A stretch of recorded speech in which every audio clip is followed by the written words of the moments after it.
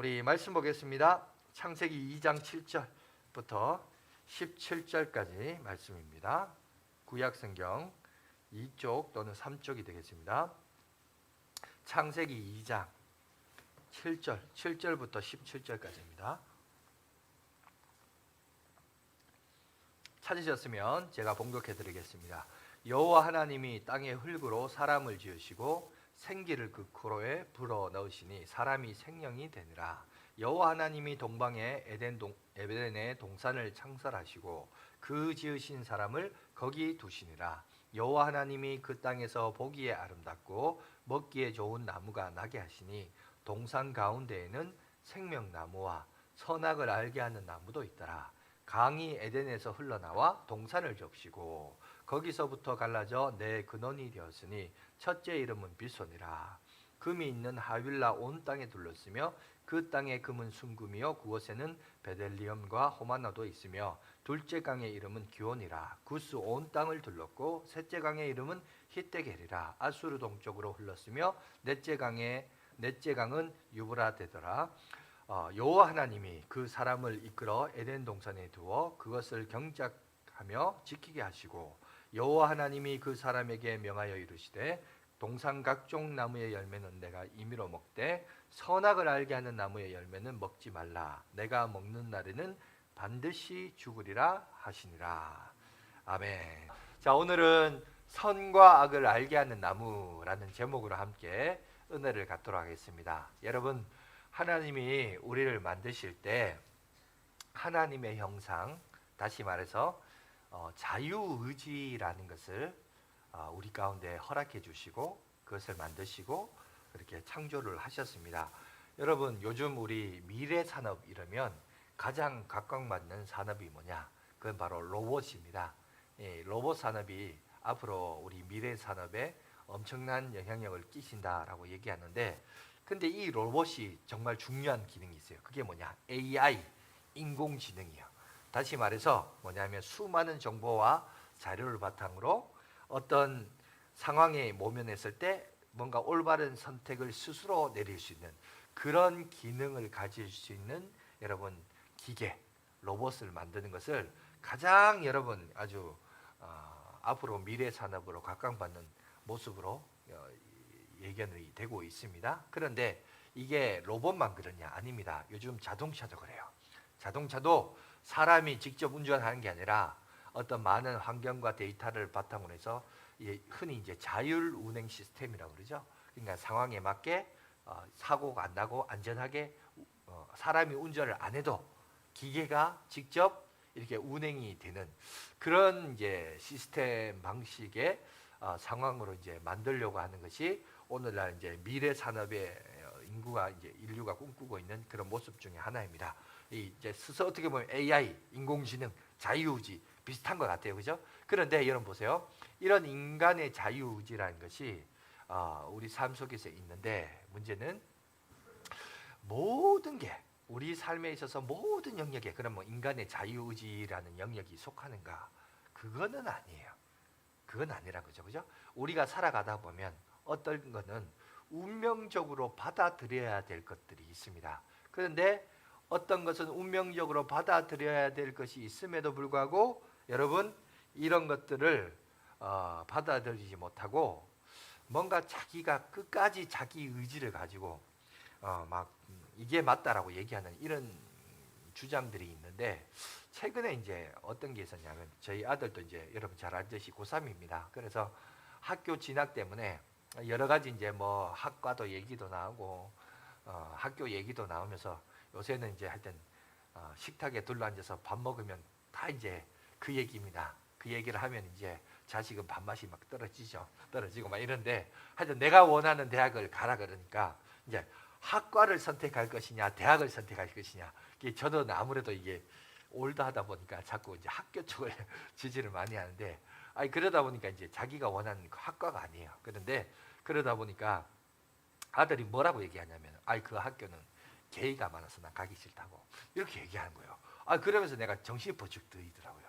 무슨 말이냐면 저도 어느덧 기성세대가 되다 보니까 요즘 젊은 사람들이 어떤 생각을 가지고 있고 또 특히 아까도 말했지만 성과 관련해서 어떤 개념을 가지고 있는가 잘 몰라요. 그래서 삐딱한 어떤 문화를 가지고 있는 사람들이 많아요. 여러분, 남자로 태어나면 그냥 남자로서 살아야 되는데 자기는 남자로 태어났는데 여자라고 주장하는 사람들이 있어요. 그죠?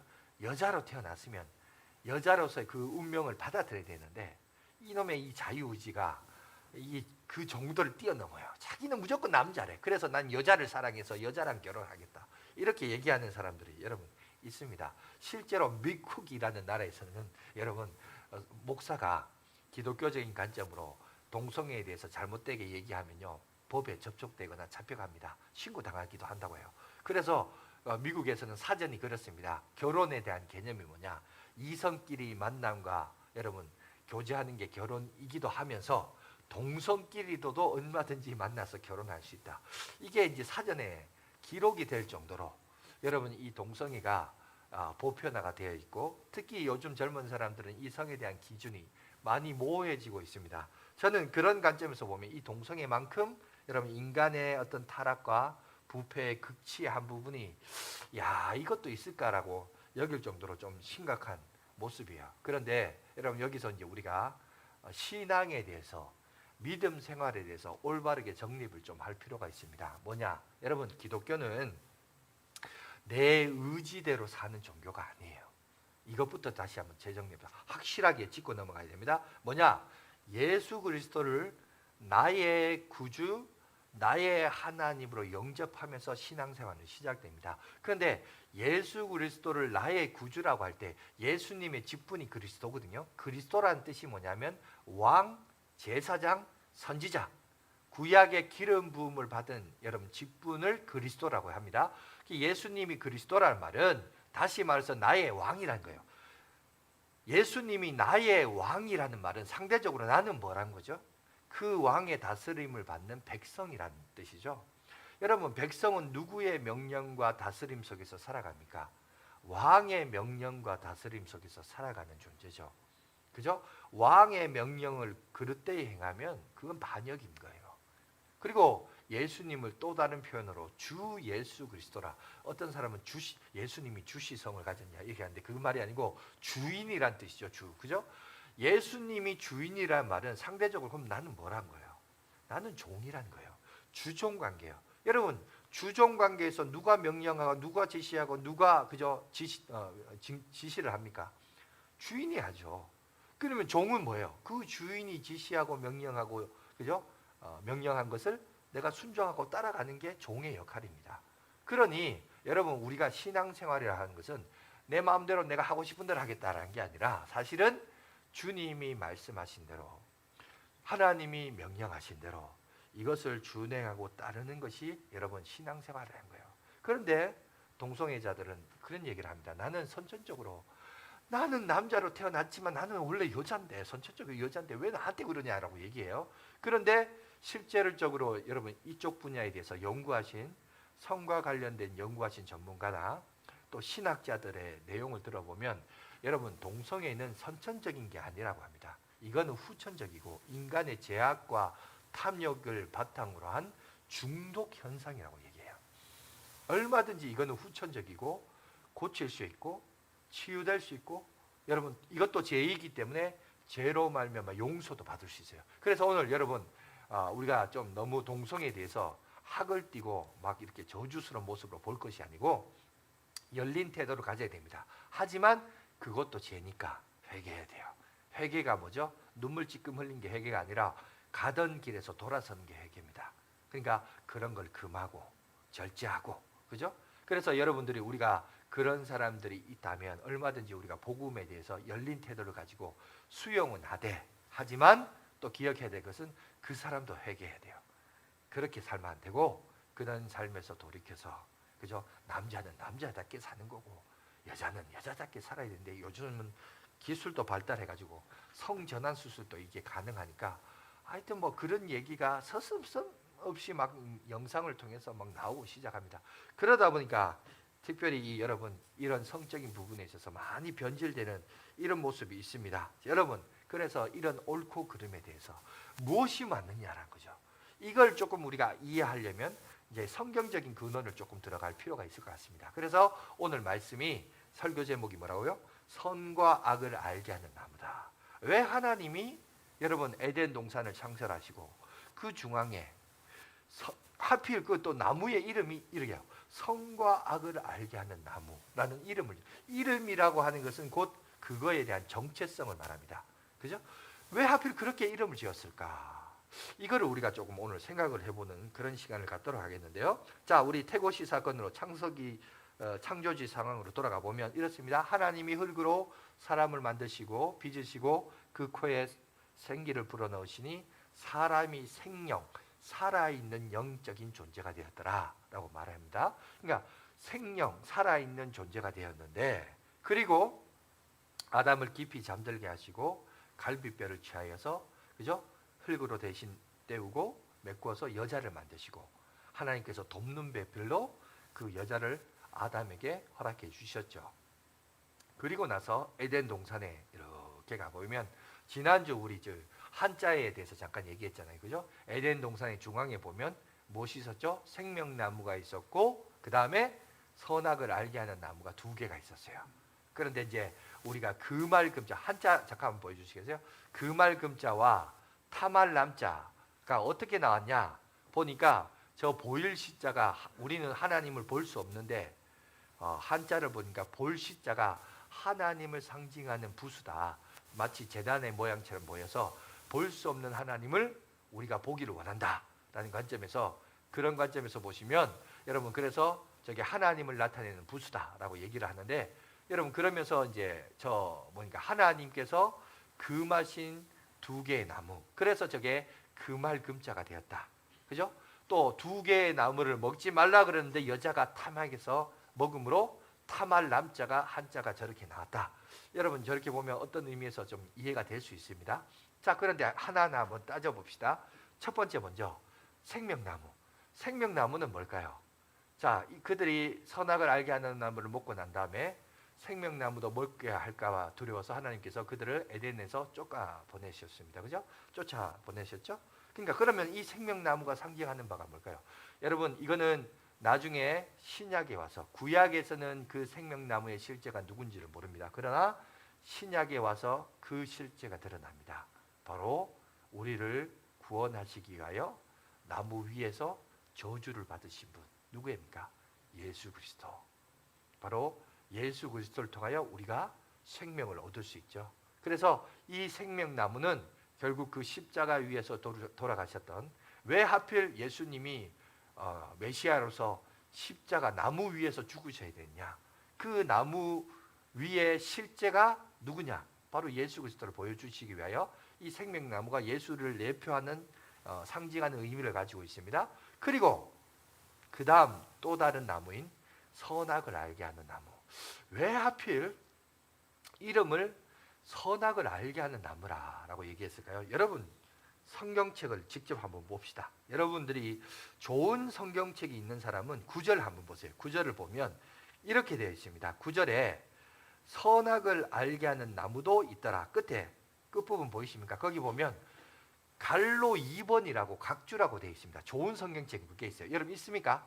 그거 한번 보세요. 혹시 있는 사람은 그 각주 2번이라고 되어 있는데 2번을 밑에 보시면 뭐라고 적혀 있습니까? 선악 지식의 나무. 보이세요? 예. 좋은 성경책이 아니군요. 대답하시는 분이 많이 없는데, 그죠? 다시 말해서 뭡니까? 여기서 우리 영신이 선악과 요약해서 그렇게 말하는데, 정확하게 표현하면 뭡니까? 선악을 알게 하는 나무, 다시 말해서 선악을 알게 하는 지식의 나무라는 거예요. 지식의 나무. 그러니까 결국은 이건 뭐냐? 하나님이 왜 그 나무의 이름을 선악을 알게 하는 지식의 나무다라고 이렇게 이름을 지었냐? 다른 게 아니라 이렇게 이름을 지은 이유는 사람이 선과 악을 규정짓지 못하도록 하나님이 명하셨기 때문에 그것을 먹지 말라라고 한 거예요. 여러분 가만히 한번 생각해 보세요. 오늘날 우리가 인류를 살아가면서, 인생을 살아가면서 인류가 가지고 있는 문제가 뭐예요? 보세요. 하나님이 선하다고 하면 그냥 선한 거예요. 하나님이 악하다 그러면 그냥 악한 거예요. 하나님이 보시기에 좋았다라 그러면 좋은 거예요. 하나님이 보시기 좋지 않았더라. 그럼 좋지 않는 거예요. 아니 그렇게 하면 되는데 문제는 그것이 선하다 악하다는 것을 누가 기준하냐? 내가 기준인 거예요. 사람이 기준인 거예요. 사람이 기준이다 보니까 각자 자기 입장과 자기 해석에서 기준이 되다 보니까 보세요. 이게 점점 크다 보니까 요즘 보십시오. 전쟁을 사람이 사람을 죽이는 전쟁도 보세요. 다 자기 정의로 말해요. 자기는 정의롭게 행동한다는 거예요. 남을 침략하고 공격하고 여러분 러시아도 뭐라 합니까? 러시아 백성들과 여러분 그 지도자들 뭐라고 그래요? 자기들은 정의로 한대요. 자기 명분대로 한대요. 내가 보기에는 내가 선한 입장에서 한다는 거예요. 선한 입장에서 정의로 한다는 겁니다. 우크라이나는요. 우크라이나대로 얘기하는 거예요. 그러니까 각자 자기 관점과 기준에서 다 자기가 선하다는 거예요. 자기가 정의롭다는 거예요. 여러분 인간이 가지고 있는 가장 큰 문제예요. 그러니까 결국 보면 이런 일이 일어날 거를 하나님이 아셨죠. 그래서 선악을 알게 하는 지식의 나무를 먹지 말라 그런 거예요. 왜? 하나님이 선하다 그러면 선한 거고 하나님이 악하다 그러면 악하면 그럼 끝나는데 그 기준이 하나님이 아니라 이제 이거를 먹음으로 말미암아 누구로 오는 거예요? 나에게로 오는 거예요. 우리 인간에게 오는 거예요. 내가 정의를 내는 거예요. 내 기준에는 내가 보기에는 내 판단에는 내 경험에는 이제 이게 기준이 되는 거예요. 그러니 이제 각자 다 자기가 옳다는 거죠. 여러분 이게 가장 진흙탕에 놓여 있는 데가 어디예요? 정치 아닙니까? 정치. 정치를 보세요. 똑같은 일이 일어나는데 그 똑같은 일이 일어나는 것에 대하여 여러분 야당은 야당대로 얘기하고 여러분 그죠? 여당은 여당대로 자기 주장대로 해요.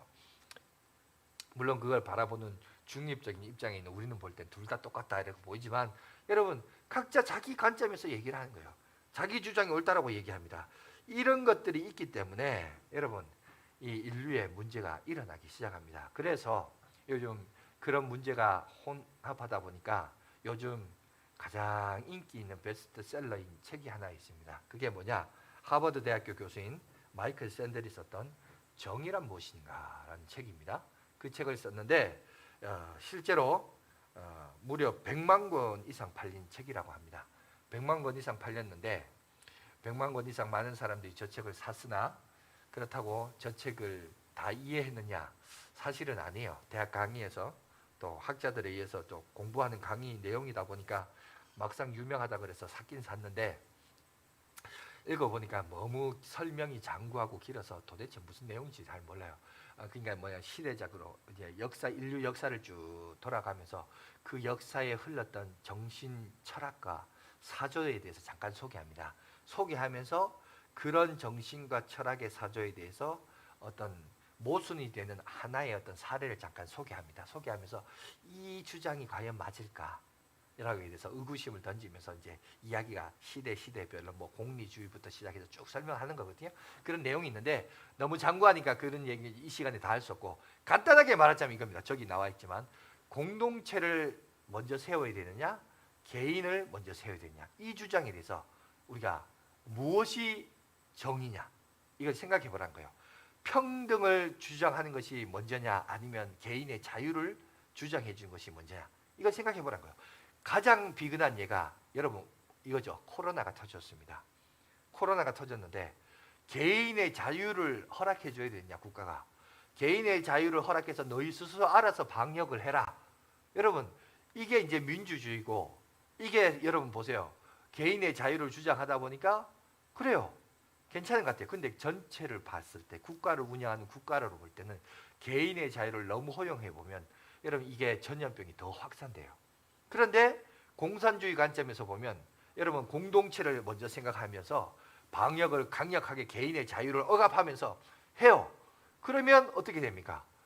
전체를 볼 때는 또 그게 또 나을 수 있어요. 그러니까 이게 뭐냐면 그때 그 시대마다 어떤 사건이나 일들이 일어날 때마다 보니까 개인의 자유를 더 중시 여겨야 되느냐 아니면 공동체와 평등을 중시 여겨야 되느냐 이거에 따라 이제 달라지겠죠. 그러면서 이제 코로나의 경우는 어떻고 어떤 지금의 어떤 자본주의 사회에서는 또 어떻고 뭐 이런 경우에 따라 다르다는 거죠. 그 결론은 뭐냐 이거예요. 그 상황에 따라 해석들이 달라지니까 너무 고정되어 있던 어떤 뭐랄까요 법이나 보편적인 관습에 의해서 판단하지 말고 그 상황에 맞게 소위 말하는 상황윤리입니다. 상황윤리에 맞게 판단하고 정의 내리는 것이 진정한 정의다라고 이제 이렇게 결론을 도출을 합니다. 저 책이 말하고자 하는 내용은 그래요. 그런데 문제는 그게 정의라고 얘기했을 때 여러분 이거를 고스란히 기독교의 말씀으로 적용시켜 봅시다. 그게 과연 맞느냐? 아닙니다. 기독교는 그렇지 않아요. 하나님의 말씀은 영원 불변합니다. 하나님은 한 번 아니라고 하면 아닌 거예요. 그죠? 하나님이 아니라고 하면 아닌 거예요. 상황 윤리가 아니에요. 물론 상황에 따라 자유롭게 여러분 해석하고 참고해야 될 내용이 있습니다. 그러나 성경은 분명히 동사를 보면 하라는 말씀이 있고 하지 말라는 말씀이 있어요. 십계명도 보면 8개는 하지 말라는 말이고 2개는 하라는 거예요. 안식일을 지켜라. 부모를 공경하라. 이 외에는 나머지는 다 하지 말라는 거예요. 그럼 하지 말라는 건 안 하면 되는 거예요. 하라는 건 하면 되는 거예요. 그거는 어떤 시대나 여러분 상황이나 어떤 뭐랄까요? 우리가 살아가는 정황을 어떤 그거를 다 뛰어넘더라도 초월하는 하나님의 말씀입니다. 절대 불변입니다. 시대적인 환경과 조건을 여러분 요구하는 게 아니에요. 그런데 우리 인간은 상황에 따라 달라지는 거예요. 상황에 따라. 그러니까 이것이 기독교가 말하는 것과 지금 인류가 말하는 것의 차이입니다. 그런데 왜 이게 차이가 났냐? 왜냐하면 기준이 다르기 때문에 그래요. 누가 기준이냐? 기독교는 하나님이 기준이에요. 누가 판단하고 정죄하고 누가 기준을 세우냐? 그거는 하나님이 보는 관점에서의 기준에서 출발되기 때문에 변하지 않아요. 그런데 세상은 뭐냐? 그 시대적인 사고와 사조와 철학과 유행과 가르침과 교훈과 판단과 이런 것들이 그 시대에 사람들이 살아가는 유행과 흐름이 다 다르니까 그때에 맞춰서 가야 된다. 그게 정의다. 그게 이제 마이클 샌델이 말하는 여러분 정의란 무엇인가라는 정의를 결론을 내리고 있습니다. 그러나 기독교는 그렇지 않습니다. 기독교는 하나님이 말씀, 하나님이 기준이에요. 이게 사람이 기준이냐, 하나님이 기준이냐. 여러분 이게 정말 중요합니다. 그래서 여러분 우리가 기억해야 될 것은 뭐냐? 오늘 말씀을 통하여 인간이 뭔가를 결정하는 결정권이 있는 게 아니라 사실은 누구냐? 하나님의 결정권에 따라서 우리가 순종하며 나가는 것. 그게 바로 진짜 성도예요. 그게 성도로서 오늘 우리 가운데 부르심을 받은 여러분 모습이라는 겁니다. 제가 지난주에 이제 드라마 이상한 변호사 우영우라는 드라마에 대해서 잠깐 소개했죠. 그렇게 하고 나서 한 주간 있었는데 아니나 다를까 엄청나게 또 인기가 있었나 봐요. 뭐 20%를 받니 뭐 어쩌니 그러면서 하더라고요. 그래서 그 유튜브에 보니까 1화부터 8화까지 이렇게 짤막하게 소개하는 영상이 나오더라고요. 그래서 뭐가 그렇게 유명하냐 그래서 한번 잠깐 봤습니다. 봤는데 아니 보니까 제가 좀 눈에 싹 들어오는 에피소드 하나가 있었습니다. 그게 뭐냐면 결혼식장에 있었는데 신부가 이제 결혼을 예식을 하는데 이 드레스가 너무 헐거워 가지고 이게 상반신이 이렇게 노출되는 사건이 일어났어요. 그러면서 이제 신부 아버지가 결혼 대행 업체에게 이제 신고한 거예요. 법적 이제 다툼이 일어난 사건이었습니다. 그런데 이제 제가 그 드라마를 이렇게 보면서 이제 항상 피식 웃었는 게 뭐냐면 야 세상이 저런 식으로 기독교를 공격하는구나라는 걸 제가 경험을 했어요. 뭐냐면 거기 이제 신부가 이게 상반신이 벗겨졌는데 문제는 벗겨진 게 문제가 아니라 그 이제 상반신이 벗겨지면서 이 신부의 등에 이만한 제 손바닥만한 크죠. 하여튼 이만한 이 불상의 문신이 딱 이제 드러난 거예요. 드러나는데 그게 뭐가 문제냐? 이제 그게 뭐냐면 이 신랑 신부가 어디서 만났냐? 여러분 교회에서 만났어요. 신부가 성가대 반주자였어요. 그래서 예쁜 신부가 성가대 반주를 이렇게 하니까 그 모습을 봤던 한 어르신이 너무 예뻐서 자기 조카를 소개시켜 준 거예요. 그래서 목사님 모시고 기독교식으로 예식을 했는데 상반신이 벗겨지면서 등에 불상이 딱 나타나니까 이게 이제 난리가 난 거죠. 이게 무슨 어떤 상황인지 이해가 되시죠? 그런데 문제는 제가 이해가 안 되는 게 그래서 그 신부가 이제 불교 신자예요.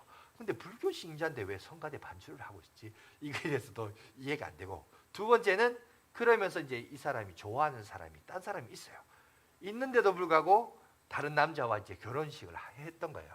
그리고 이제 나중에 이제 밝혀졌는데 보니까 그 좋아했던 사람이 남자가 아니고 신부가 여자를 좋아한 거예요. 그리고 나는 그 언니랑 결혼할래. 이래가지고 이제 레즈비언이 이제 등장하는 거죠. 그러면서 이제 얘기를 하는데, 그러면서 교묘하게 이제 기독교를 공격합니다. 뭐냐? 그거를 이해를 못한다고. 그 사랑을 이해 못하는 기독교. 그리고 등짝에 이제 이렇게 불상이 왜 있겠어요? 자기는 이제 레즈비언인데 기독교는 그거를 반대하니까 불교는 그걸 용인하나 보죠. 모르겠습니다. 그래서 그런지 모르겠지만 뭐 하여튼 그런 식으로 이제 묘사하면서 결국 뭐냐? 속 좁은 기독교인들, 그런 사람들을 이해하지 못하는 속 좁은 기독교인으로 영상 메시지는 비춰지고, 마치 그걸 이해하고 수용하고 상대적으로 인격적으로 받아들이는 그런 사람은 아주 그죠? 아름답게 묘사하고, 아니 그런 식으로 이제 드라마가 이제 직접적이든 간접적이든 공격을 해요. 야, 이게 지금 많은 사람들이 허상을 쫓고 있구나.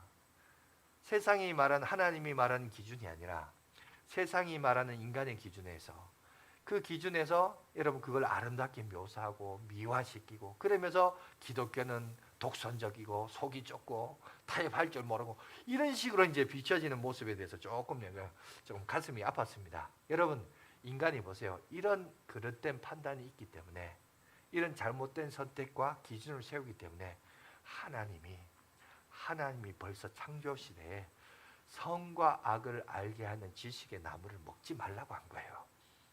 다 각자 자기 입장과 해석이 있으니까. 그런데 그게 다르다는 거예요. 기준이 하나님이 기준이 돼야 되는데 내가 기준이 되니까, 사람이 기준이 되니까 이 해석이 달라진다는 거예요. 그래서 하나님이 이것을 금하셨습니다. 그런데 보세요. 선악을 알게 하는 나무를 먹음으로 어떻게 됩니까? 생명이었던 이 사람이 하나님의 영이 떠나가 버려요. 하나님의 영이 떠나갔다는 말은 뭐냐? 육체가 되었다는 말은 뭐냐? 다시 말해서 그들은 하나님과의 관계가 끊어졌다는 말이에요. 선악을 알게 하는 나무를 먹음으로 말미암아. 그죠? 그래서 그 관계가 끊어진 모습을 오늘 우리 가운데 얘기하고 있습니다. 여러분, 이거를 여러분 기억하십시오. 교회 다니고 신앙생활하고 믿음생활 한다는 우리도 기억해야 돼요. 우리도 이 세상에서 먹고 사는 문제가 작은 문제가 아니잖아요. 큰 문제예요. 그러다 보면 먹고 사는 거에 너무 몰입하다 보면 우리가요, 하나님과 연결되었다는 부분에 대해서 소홀할 수 있어요. 소홀할 수 있다고요. 세상 성공, 자식의 번영, 또 뭐라 그럴까요? 내일에 대한 안녕, 이런 걸 꿈꾸면서 거기에 너무 빠져 있다 보면 하나님과 나와의 관계를 소홀할 수 있어요. 여러분, 우리의 생사화복을 누가 주장하세요? 하나님이 하세요. 근데 우리는 그걸 자꾸 잊어버려요. 한 번씩. 당장 내 앞에 놓인 문제 때문에 요거 해결하려고 나의 이 불안함과 이 뭐랄까요, 나의 만족을 위해서 그거에 관심을 갖다 보면 하나님과의 관계를 소홀해 버려요. 그런데 오늘 보십시오. 마귀의 게임에 빠져서 넘어지니까 하나님과의 관계가 끊어졌습니다. 육체가 되어버렸어요. 그 얘기를 지금 얘기합니다. 여러분, 우리가 이 시대에 예수를 믿고 신앙생활을 하면서 교회에 나와서 예배드리는 이 예배가 그저 인간의 말이나 세상 언어나 세상 이야기로 끝나는 게 아니라 이게 진리고 말씀인 이유는 하나님과 우리와 연결되는 것이 정말 중요하기 때문에 그렇습니다. 여러분, 이거를 여러분이 먼저 아셔야 돼요. 그냥 교회에 와서 딸랑 앉아서 예배 듣고 더우면 에어컨 틀고 추우면 히터 틀어서 등 따시고 배부르게 그냥 말씀도 듣고 먹을 것도 주고 하니까 좋은 게 좋은 거라고, 이런 게 아니에요. 여기는 여러분, 우리가 예배를 드리는 것은 우리가 하나님과 연결되어 있기 때문에. 여러분, 우리 인생에서 진짜 중요한 문제는 이 부분에 대해서 깨어 있어야 돼요. 근데 우리가 살다 보면 이거에 대해서 소홀할 수 있어요. 자칫 가볍게 여길 수 있어요. 자칫 가볍게 여기면 어떻게 되냐? 어떻게 되냐? 여러분, 우리가 하와처럼 아담처럼 넘어질 수 있다는 사실입니다. 그래서 그 부분에 있어서 관심을 가져야 돼요. 왜? 사단이 왜 자꾸 하나님과 연결된 인간과 관계를 자꾸 끊어버리려고 할까요? 왜냐하면 그게 가장 근원적이고 핵심적이고 중요하기 때문에 그래요. 그러니 여러분 기억해야 됩니다. 나는 하나님과 연결되어 있다는 거. 내가 이 세상에서 성공하고 번창하고 잘 되는 거, 내일에 대한 안녕보다 더 중요한 게 뭐냐? 내가 하나님과 연결되어 있어야 된다. 내가 하나님과 연결되어 있어야 된다는 부분에 대해서 여러분 가볍게 여기면 안 됩니다. 이걸 여러분 우리가 붙들어야 돼요. 이거에 성공하면요, 하나님은 우리 인생을 책임져 주실 줄 믿습니다. 여러분, 하나님은 실천하시고 역사하시고, 그죠? 우리 삶 속에 붙으시는 분이에요. 물론 그렇기 때문에 순간적으로 떨어질 수 있고 뭔가 낙심당할 수 있고 좌절할 시기가 있을 수도 있겠죠. 여러분, 우리가 인생을 살아가면서 그런 인생을 경험하지 않을 때가, 그죠? 그런 환경을 벗어날 때가 있는 인생이 누구 있어요? 아닙니다. 다 문제가 있어요. 그럼 그 문제 있을 때 우리가 그걸 극복하고 이겨나야 되는데, 극복하고 이겨나가지 못해서 다 뛰어넘을 거예요? 다 자살할 거예요? 아니잖아요. 우리가 그거를 딛고 일어서서, 하나님은 하나님을 안 믿는 자에게도 심판하시지만 하나님을 믿는 자에게도 징계를 주세요. 왜? 우리를 사랑함으로 더욱더 견고히 서도록 하기 위해서. 하나님이 그렇게 역사하신다는 거예요. 그렇기 때문에 여러분, 우리가 하나님과 연결되어 있는 것이 중요해요. 내가 성공하느냐 실패하느냐 그게 중요한 게 아니에요. 좋은 대학 가느냐 안 가느냐 그것도 중요하지 않아요. 여러분, 우리가 하나님과 연결되어 있는 게 더 중요해요. 왜? 보세요. 모든 믿음의 선조들이 언제나 늘 항상 always 늘 등 따시고 배부르게 살았습니까? 다윗이 늘 그랬습니까? 아닙니다. 평생을 사울에 쫓겨다녔습니다. 평생을 자식에 쫓겨다녔어요. 압살롬에 쫓겨다녔어요. 여러분, 그렇지만 하나님과 연결되어 있으니까 하나님이 그를 존귀하게 세우잖아요. 여러분, 우리 인생은 항상 고난이 있어요. 역경이 있어요. 그런데 그 고난 속에 하나님과 연결되어 있으면 그 사람은 하나님이 책임져 주신다니까요. 우리가 그게 중요한데, 한 번씩 이걸 이제 포기하고 넘어지는 사람들이 있다는 거죠. 가볍게 여기는 사람들이 있습니다. 그래서 하나님은 우리를 어떻게 하시냐? 하나님의 군대로 부르세요. 일꾼으로 부르십니다. 여러분, 연결되어 있어서 이 영적 싸움에 우리를 부르십니다. 이거에서 싸워라.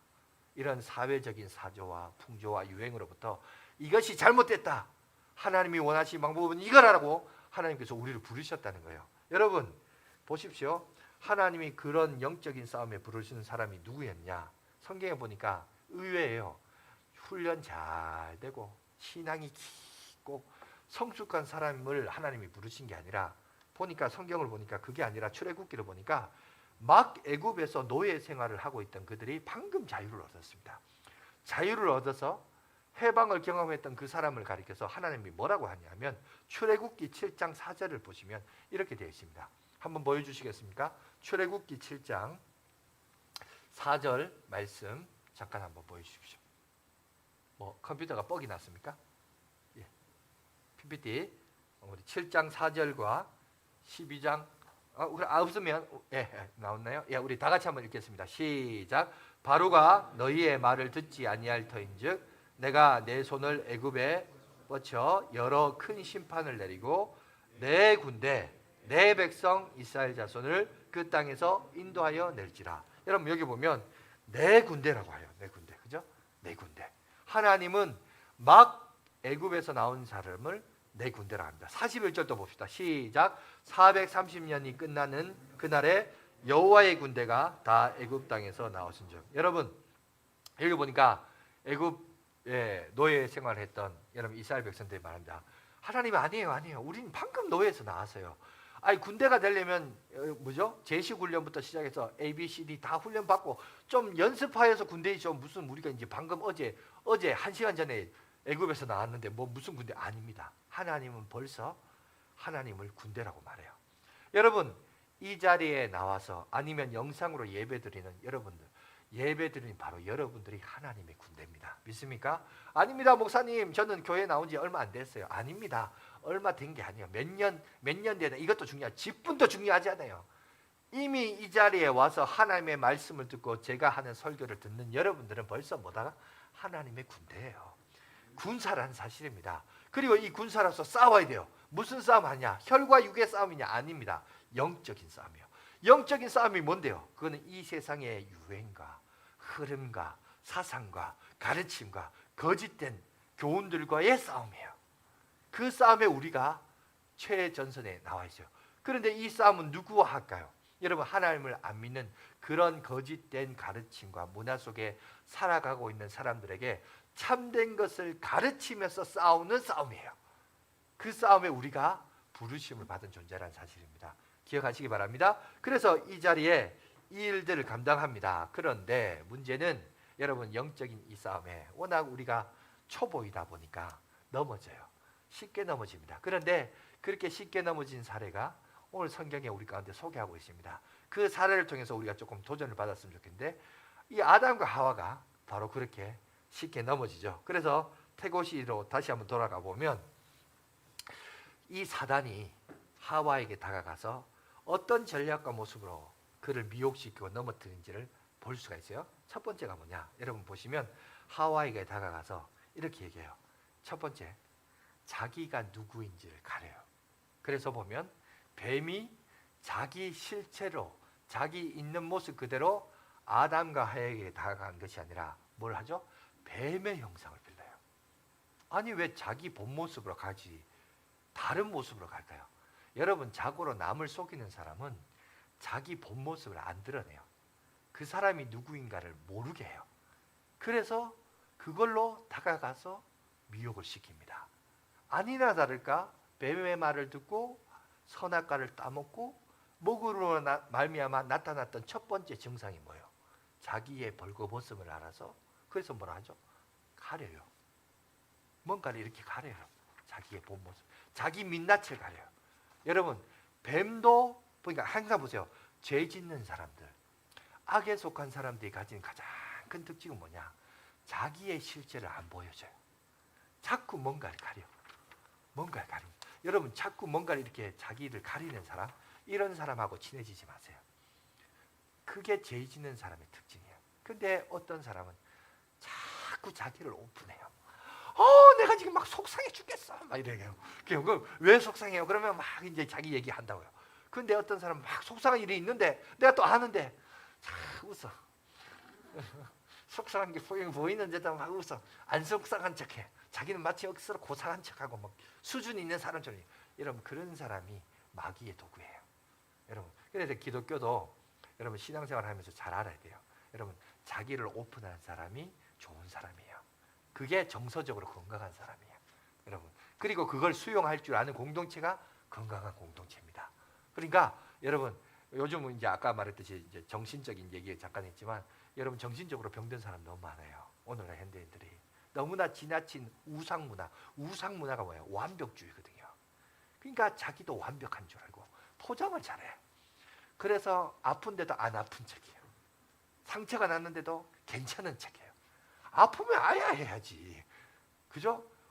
갓난 아이가 아프다고 안 아픈 척하는 이런 아이가 있어요? 오히려 울고 불고 떼쓰고 생쇼를 난리하죠. 그게 정서적으로 건강한 거예요. 오늘날 보면 마귀의 게임에 빠져서 이렇게 살아가는 사람이 있습니다.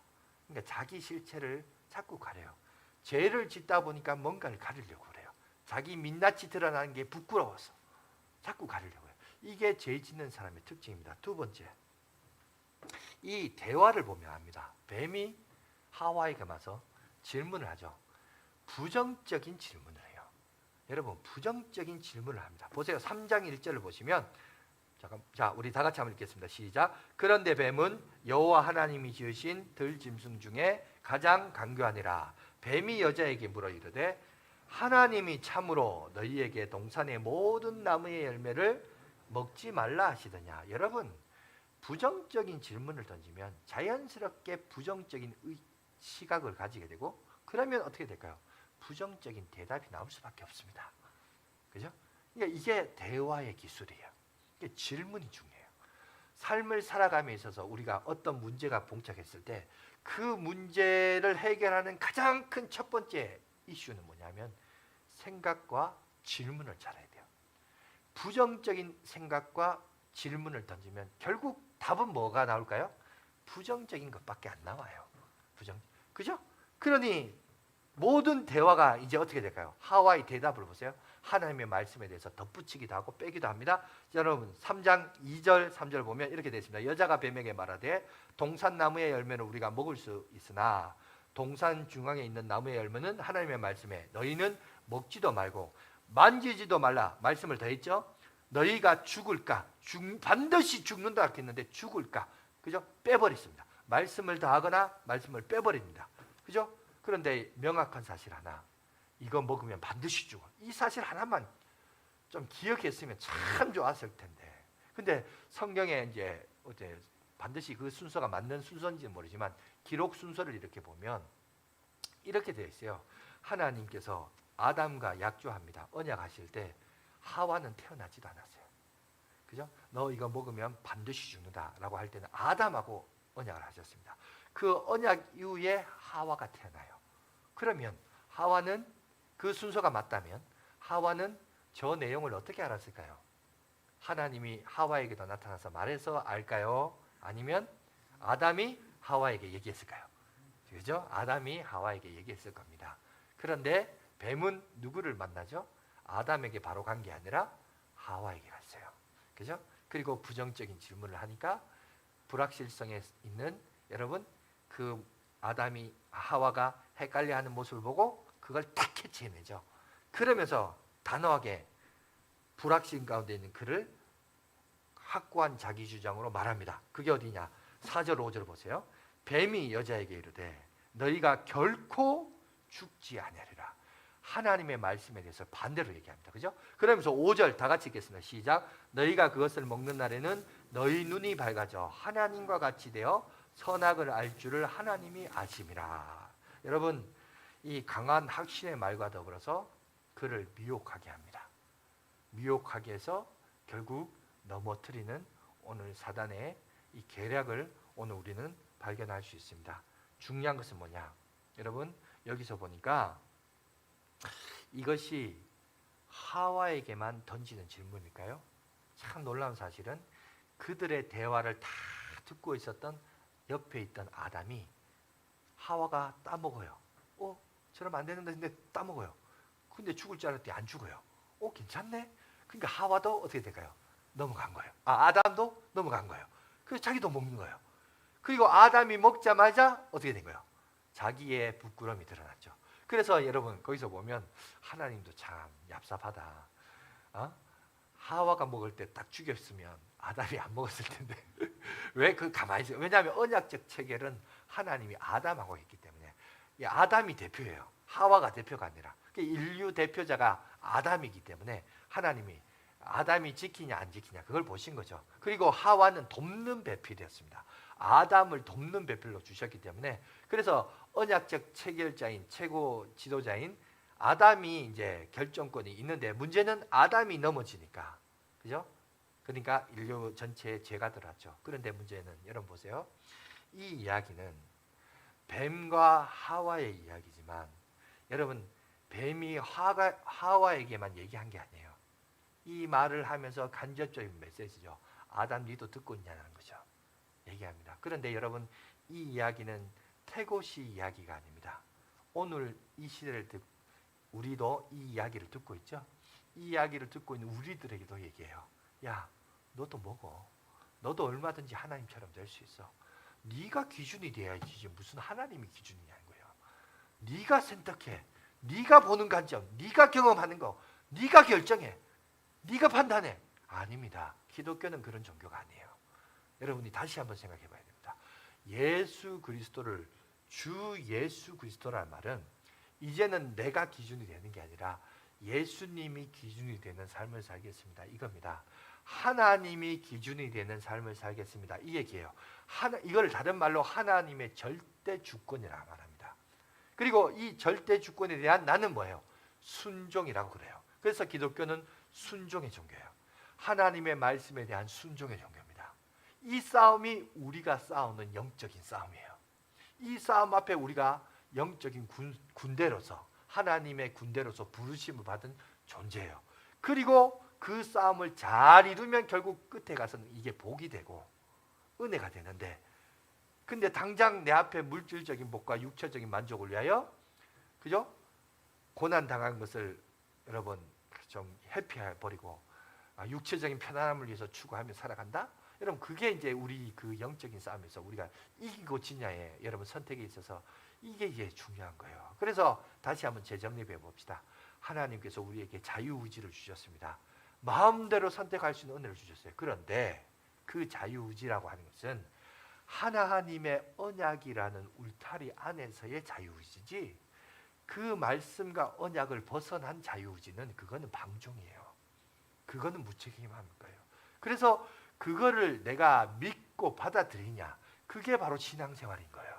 신앙생활은 교회에 와서 목사님 저 교회 왔어요. 교회 와가 밥 먹고 가는 게 그게 신앙생활이 아니고 여러분의 삶의 영역에서 하나님이 내게 말씀하신 것을 그대로 믿고 따라가는 거. 무슨 말인지 아시겠어요? 그렇게 순종하며 가는 거. 하나님의 주권을 인정하고 따라가는 거. 그렇게 가면 그게 복인 거예요. 그런데 내 생각에는, 내 경험에는 이 세상의 유행과 트렌드를 보면 목사님 그래 막 그렇게 살면 안 돼요. 여러분 이 시대는 좀 이 시대 좀 맛을 좀 즐기면서 이렇게 생각하면 안 된다는 거예요. 우리가 이 부분에 대해서 여러분 분별력을 좀 가지십시오. 그러면서 우리가 올바른 신앙생활을 과연 하고 있는가? 하나님이 왜 선악을 알게 하는 지식의 나무를 먹지 말라 하셨나? 하나님이 하지 말라는 거 안 하면 됐는데 문제는 했잖아요. 그래서 제가 들어왔잖아요. 그러니 지금은 어쩔 수 없어요. 그러니 이제 여기서 이제 계속해서 오늘의 우리가 살고 있는 이 시대의 선악과는 뭐냐? 이겁니다. 주의 말씀대로 내가 순종할 거냐? 순종을 벗어나서 내 기준대로 살 거냐? 하나님의 기준대로 살 거냐? 내 기준대로 살 거냐? 이 싸움이에요. 이 싸움에서 여러분 지지 마시고 꼭 승리하시고 하나님 앞에 영광 돌리며 살아가는 저와 여러분들이 되시길 간절히 바라겠습니다. 기도하겠습니다.